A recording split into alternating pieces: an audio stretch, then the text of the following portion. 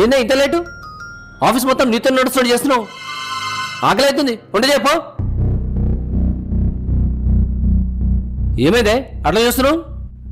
Bed కాఫీతో start అయితే breakfast prepare చేసి పిల్లల్ని స్కూల్కి కాలేజీకి పంపే పనులు, మన ఆఫీస్కి లంచ్ వండి ప్యాక్ చేసి వాషింగ్ మిషన్లో బట్టలేసి తీసి ఆరేయాలి.